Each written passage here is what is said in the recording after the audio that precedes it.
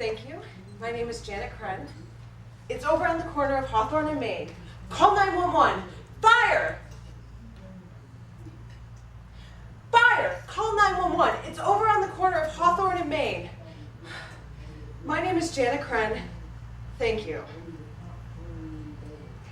What you have just seen, and appreciated because I know I'm talking to a room full of scientists, is an experiment in the same speech presented two different ways. In one of these speeches, I led with the most important information, the fire, and then I followed it up with actionable details in a way that you can actually respond to them. The other speech, unfortunately, is modeled after the way that scientists typically structure their own talks. Now I say unfortunately, and I realize I'm talking to a room full of scientists, so I don't want to cross too many boundaries. Obviously, scientists talk really well to one another. When you guys get up in front of a group at a conference or another meeting, your colleagues understand you and they know what you mean to convey, and they usually appreciate your work. The unfortunate part is that the general public cannot follow you. Scientists have been trained to speak in a very particular way. And the presentation that you just saw was modeled after the way that scientists typically speak. You start with your introduction. You go into your methods. You go into results, and you finish up with conclusions. Through years of training and years of practice, you've learned to present this way. And when you go and speak amongst yourselves, that's what everyone expects. But the general public doesn't expect it that way. The general public is used to hearing it the exact opposite. They want to hear your conclusions, and then they want to hear a little more details, maybe your results. And then they're interested in your methods.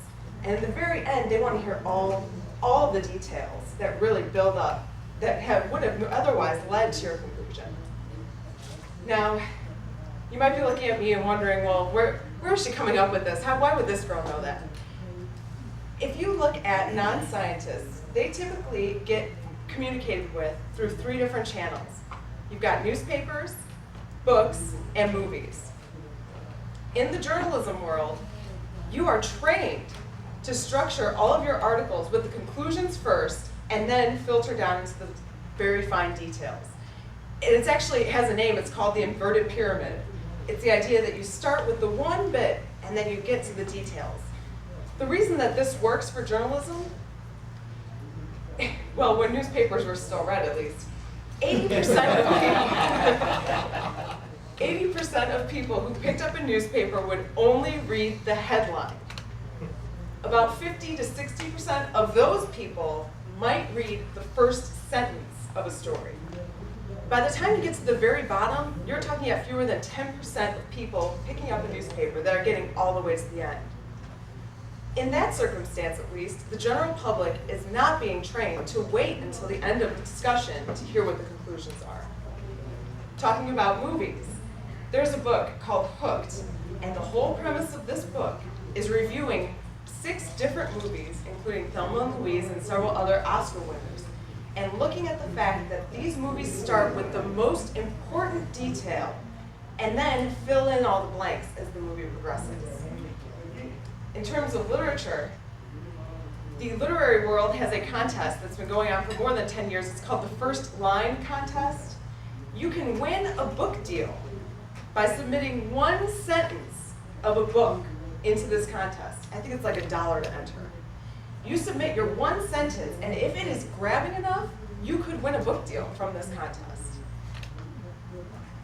Through the newspapers, through movies, even when you're looking at books, the general public is expecting that you are going to lead with the most important piece of information.